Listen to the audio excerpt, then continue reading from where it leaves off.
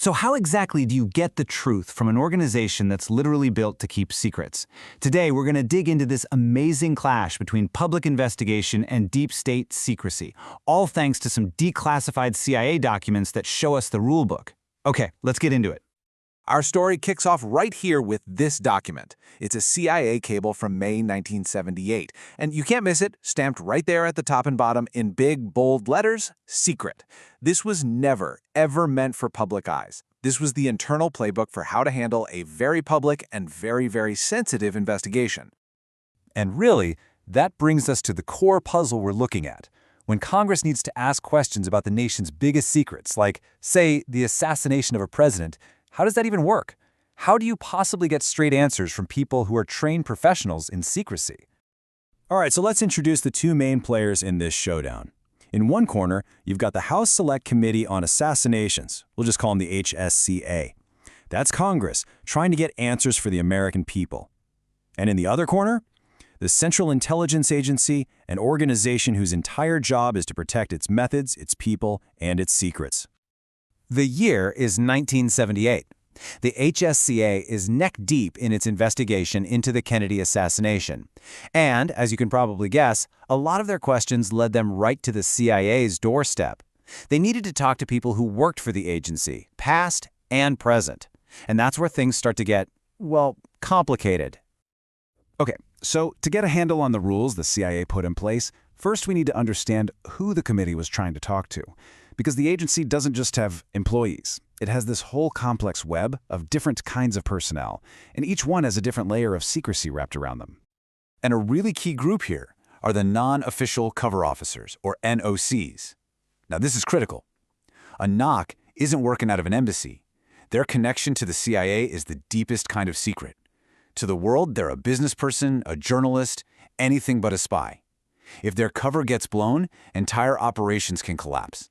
So you can see the problem, right? How do you let Congress interview someone like that? Which brings us to the actual rules of the game. These cables lay out a really specific pecking order. So, former employees?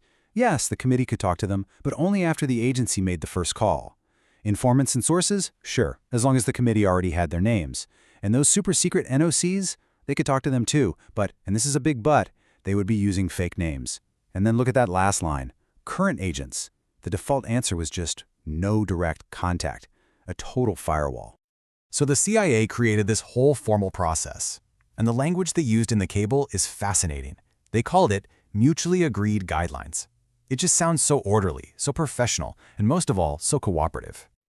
And this quote right here, this just perfectly captures that official tone. We are anxious to assist the work of the committee. That's the message coming from headquarters. It says, hey, we're on your side. We want to help you figure this out. It sounds great on paper, doesn't it? But what did that assistance actually look like? Well, if the committee wanted to talk to someone, they couldn't just pick up the phone. Nope. First, they had to submit a formal request. Then the CIA would vet it. Then the CIA would contact the person. And only then would they maybe arrange an interview. The bottom line is, the agency was the gatekeeper at every single step. You know, I love little details like this. In the middle of all this formal, typed-out text, you've got this handwritten scribble, File HSCA. It's just a little human touch, but it reminds you that this isn't just history. This was a real document that a real person had to deal with in the middle of a massive, high-stakes investigation. Okay, so that was the official story of cooperation. But that is only half of it. Because while headquarters was sending out that friendly message, a very, very different set of instructions was going out to agents in the field. And this is where we see the lines the CIA was absolutely not willing to cross. And here it is. This is our second key document. It's another secret cable, sent in the very same month. But this wasn't some general memo. This was a direct order to specific CIA stations in South America. And let me tell you, the tone is completely different. Let's just put them side by side for a second. The headquarters cable is all about being anxious to assist. It's laying out a process. The field cable, on the other hand, is basically shouting, no contact with station/base staffers. The message to the field wasn't about cooperation. It was about building a wall. And this is the key line from that field cable, all in caps like an old teletype message. It basically translates to, unless you hear otherwise from us, you will assume you are not allowed to talk to these investigators. This wasn't a guideline. It was a direct order. Do not talk. And for any agent who might get approached, the rules were crystal clear. If an investigator contacts you, the first thing you do is call headquarters. You don't make any promises, you don't commit to anything, and if you absolutely have to speak, you only talk about your cover job, not your real one. And then there's this last rule, which is amazing. Don't even repeat what the investigators told you. Information was only supposed to flow in one direction. So when you put all the pieces together, you have to ask yourself, what was the CIA's real strategy here? Was this genuine cooperation with Congress? Or was this a masterclass in controlling the narrative? And the truth is, it was both. And that's what makes this so brilliant.